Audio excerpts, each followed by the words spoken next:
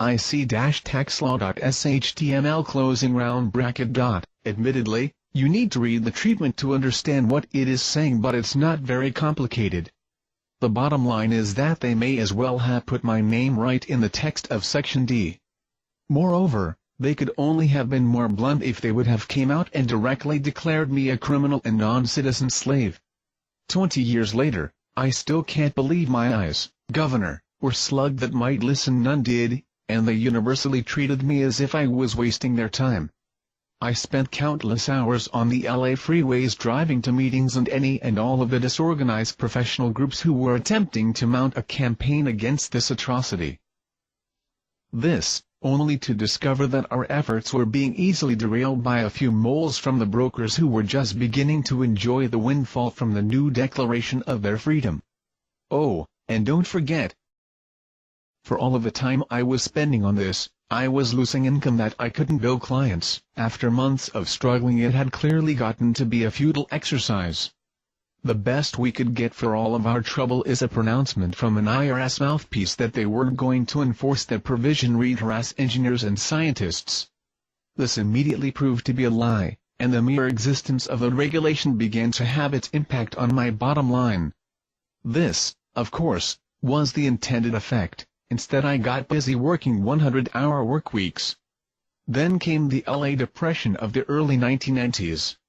Our leaders decided that they didn't need all of those extra Air Force bases they had in Southern California, so they were closed. Just like that. The result was economic devastation in the region that rivaled the widely publicized Texas S&L fiasco. However, because the government caused it, no one gave a shit about all of the young families who lost.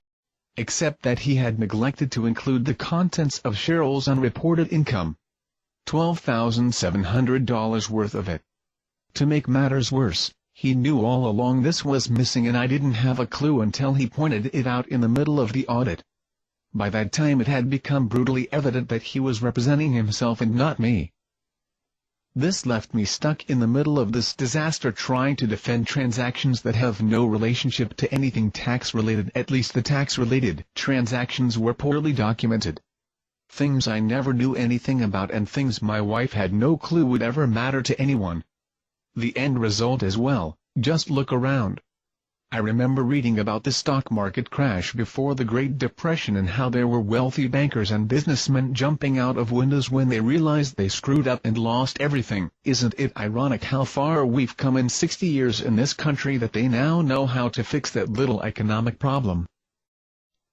By this time, I'm thinking that it might be good for a change. By to California, I'll try Austin for a while. So I moved, only to find out that this is a place with a highly inflated sense of self-importance and where damn little real engineering work is done. I've never experienced such a hard time finding work. The rates are 1/3 of what I was earning before the crash, because pay rates here are fixed by the 3 or 4 large companies in the area who are in collusion to drive down prices and wages, and this happens because the Justice Department is all on the take and doesn't give a fig about serving anyone or anything but themselves and their rich buddies. To survive, I was forced to cannibalize my savings and retirement, the last of which was a small IRA. This came in a year with mammoth expenses and not a single dollar of income. I filed no return that year, thinking that because I didn't have any income there was no need. The sleazy government decided that they disagreed.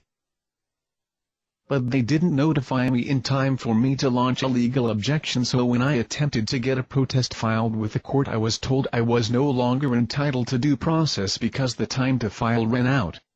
Bend over for another $10,000 helping of justice. So now we come to the present. After my experience with the CPA world, following the business crash, I swore that I'd never enter another accountant's office again. But here I am with a new marriage and a boatload of undocumented income, not to mention an expensive new business asset, a piano, which I had no idea how to handle. After considerable thought, I decided that it would be irresponsible not to get professional help. A very big mistake. When we received the forms back, I was very optimistic that they were in order. I had taken all of the year's information to him, and he came back with results very similar to what I was expecting. except that he had neglected to include the contents of Cheryl's unreported income. $12,700 worth of it. To make matters worse, he knew all along this was missing and I didn't have a clue until he pointed it out in the middle of the audit. By that time it had become brutally evident that he was representing himself and not me. This left me stuck in the middle of this disaster trying to defend transactions that have no relationship to anything tax-related. At least the tax-related transactions were poorly documented. Things I never knew anything about and things my wife had no clue would ever matter to anyone. The end result as well, just look around. I remember reading about the stock market crash before the Great Depression and how there were wealthy bankers and businessmen jumping out of windows when they realized they screwed up and lost everything. Isn't it ironic how far we've come in 60 years in this country that they now know how to fix that little economic problem? They just steal from the middle class who doesn't have any say in it. Elections are a joke, to cover their asses, and it's business as usual.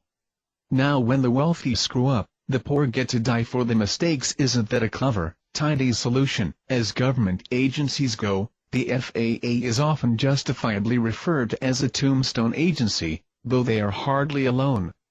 The recent presidential puppet G.W. Bush and his cronies in their 8 years certainly reinforced for all of us that this criticism rings equally true for all of the government. Nothing changes unless there is a body count, unless it is in the interest of the wealthy so's at the government trough. In a government full of hypocrites from top to bottom, life is as cheap as their lies and their self-serving laws. I know I'm hardly the first one to decide I have had all I can stand. It has always been a myth that people have stopped dying for their freedom in this country, and it isn't limited to the blacks and poor immigrants. I know there have been countless before me and there are sure to be as many after. But I also know that by not adding my body to the count, I ensure nothing will change. I choose to not keep looking over my shoulder at Big Brother while he strips my carcass. I choose not to ignore what is going on all around me. I choose not to pretend that business as usual won't continue. I have just had enough. I can only hope that the numbers quickly get too big to be whitewashed and ignored, that the American zombies wake up and revolt. It will take nothing less. I would only hope that by striking a nerve that stimulates the inevitable double standard, knee-jerk government reaction that results in more stupid draconian restrictions, people wake up and begin to see the pompous political thugs and their mindless minions for what they are. Sadly, though I spent my entire life trying to believe it wasn't so, but violence not only is the answer, it is the only answer. The cruel joke is that the really big chunks of shit at the top have known this all along and have been laughing at and using this awareness against fools like me all along. I saw it written once that the definition of insanity is repeating the same process over and over and expecting the outcome to suddenly be different. I am finally ready to stop this insanity. Well, Mr. Big Brother IRS man, let's try something different. Take my pound of flesh and sleep well. The Communist Creed, from each according to his ability, to each according to his need. The Capitalist Creed, from each according to his gullibility, to each according to his greed. Joe Stack, 1956 to 2010, February 18, 2010.